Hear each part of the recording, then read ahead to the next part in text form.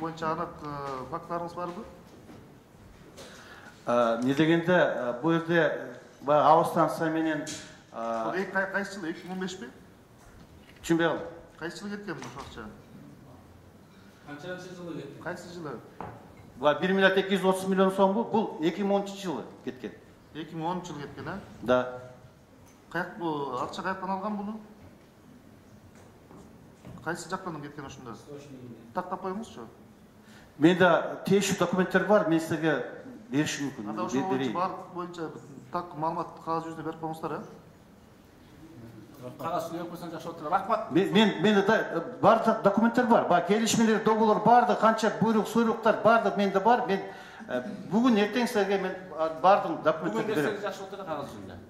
Мақұл, менде барды бар, мен ертең берейін. Да, сұрау бар ма? Рахмат сізге.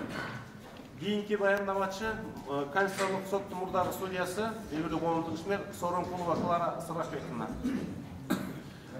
Құрметті комиссия мүшелері, екі жағдай бүгін бізге эксперттер қатысып отырады. Иманбеков Улан, саясат тану білімдерінің кандидаты, Иванов Спартак Геннадьевич, кандидат политический наук, Жомарт Жолдашев, Садықов Нұрлан, өз қарамды емес эксперттер.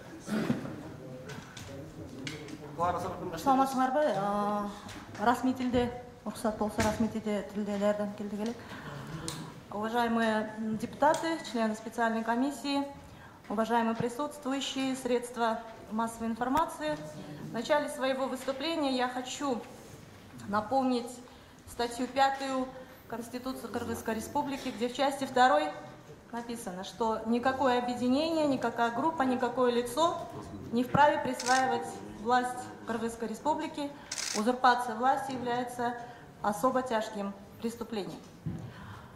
Мы привыкли очень легкомысленно относиться к нашей Конституции, но задумайтесь, это же не простые слова, это же не простая норма. Это слова, которые написаны кровью.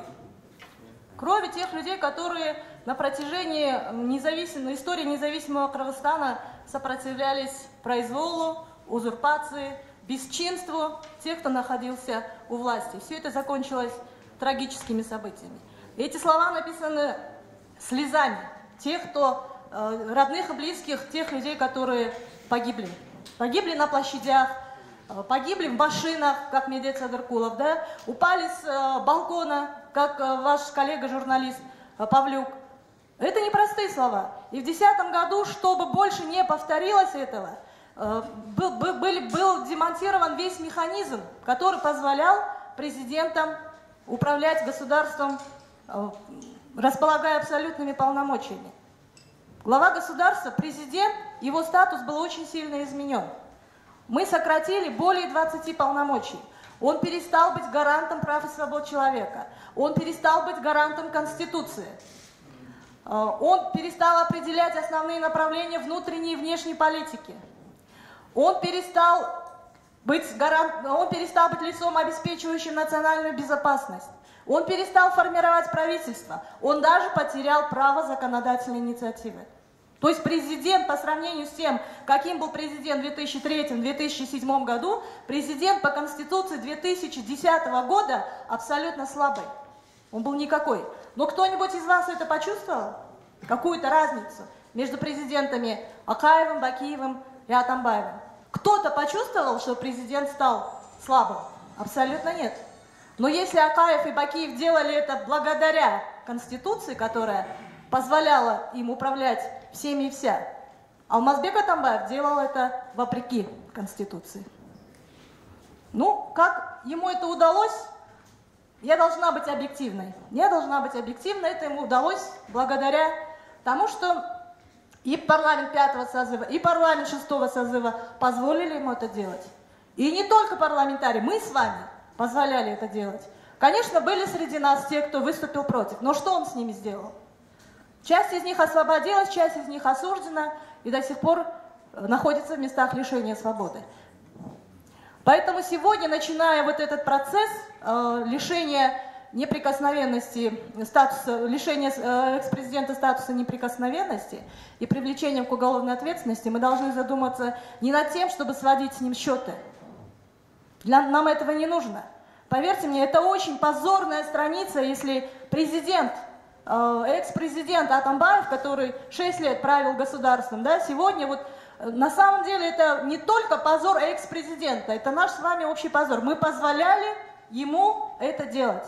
Вопреки тому, что есть в Конституции, вопреки тому, что есть в законах. Поэтому главная задача сегодня восстановить справедливость и вернуть права тем, чьи интересы, и вернуть свободу тем, чьи интересы и права были растоптаны. Что касается конкретно вот этого процесса, да, то, конечно, я как юрист считаю, что я не могу молчать, и я должна принять участие, доказать юридически, что да, элементы узурпации власти есть, но это не столь важно, понимаете, это не столь важно. Лично для меня, как для гражданина и избирателя, не имеет значения, будет Атамбаев сидеть в тюрьме в местах лишения свободы или нет. Для меня важно, чтобы здесь, вот в рамках этого расследования, в рамках специальной комиссии, вот здесь в парламенте происходили такие события, которые бы дали историческую оценку деятельности Алмазбека Атамбаева. Это гораздо важнее. Это останется навсегда. Это ляжет клеймом на него, на всю его жизнь. Вот это гораздо важнее. Да, хорошо, вы посадите его, он завтра выйдет героем. Но здесь должна быть дана историческая оценка.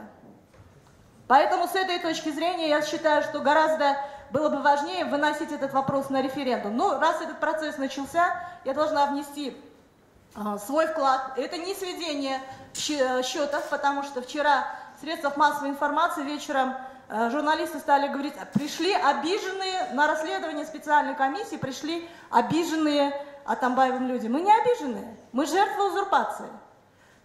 Причем я никогда особо о себе не говорю, но вчера здесь сидели люди, которых осудили просто за то, что они хотели реализовать свое право на свободу слова и на свободу собрания. И вместо этого журналисты обозвали их обиженными. Эти люди отбыли срок.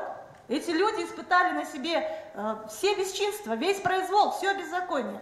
Я попросила бы журналистов немножко быть покорректнее. Что касается лично меня, если мы говорим об узурпации власти, то понятно, да, что узурпация – это присвоение властных полномочий и вмешательство в осуществление полномочий и функций других органов. Я была судьей, вы знаете, я была судьей, я была избрана в 2011 году. В 2015 году в результате вот этой узурпации власти, в результате того, что я выступила открыто и дала интервью журналистам о том, что аппарат президента, чиновники аппарата президента вмешиваются в осуществление конституционного правосудия. Была организована целая кампания, в котором, кстати, и парламент принял участие. Мне не дали возможности даже прийти выступить в парламенте. И в результате всего этого бесчинства меня лишили должности. Но в этом не суть. Главное, я просто напоминаю вам о тех событиях. Да? И вот у меня в руках документы, которые доказывают о том, что аппарат президента, чиновники аппарата президента постоянно вмешивались в осуществление правосудия в Конституционной палате, давали указания. Вот здесь вы увидите, черным по белому написано, Конституционной палате нужно сделать это, Конституционной палате нужно сделать то. Вот здесь это только, знаете, если сейчас покопаться в архивах Конституционной палаты, вы найдете кучу таких документов. Это только что у меня оказалось на руках, это только то, что у меня было по делу. Да, возможно, здесь нет какой-то юридической составляющей, хотя воспрепятствование осуществлению правосудия является уголовно наказуемым преступлением. Да, возможно, эти бумаги не исходили лично от Атамбаева, да, их подписывал Укушев. Но Атамбаев назначил его представителем президента в Конституционной палате. Я всегда спрашивала, на основании чего? Покажите мне норму. Где, в каком законе написано, что в Конституционной палате должен быть представитель президента? Такой нормы нет. Я не знаю, есть ли сейчас представитель президента в Конституционной палате, но он был. И при этом давал нам прямые указания, направлял на письменные указания. Хотя за весь период работы Конституционной палаты в Конституционной палате не рассматривался ни разу указ президента. Мы все время рассматриваем акты, которые исходят от парламента или правительства. Но на каком основании тогда там находится представитель президента? Для того, чтобы контролировать. Не понравилось президенту Атамбаеву одно из наших решений, и он решил после этого решения, он просто волюнтаристским своим решением, я думаю, что есть указ или есть распоряжение, направил в этот орган надзирателя, свое око, который следил за нами, чтобы мы не напортачили. О какой независимости, о какой судебной реформе может идти вообще речь, если глава государства допускал такие вещи?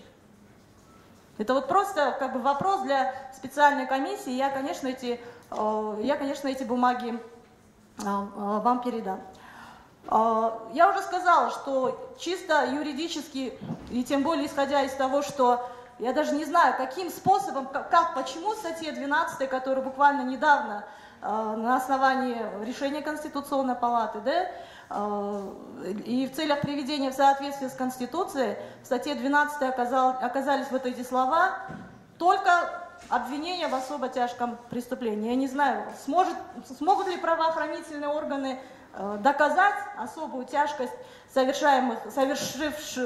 преступлений, совершенных Атамбаевым. Это с юридической точки зрения это сложно. Но я хочу вас призвать, чтобы все было в рамках закона. Надо прекратить жить по законам бумеранга, и надо жить согласно Конституции и по законам цивилизованного государства. Спасибо.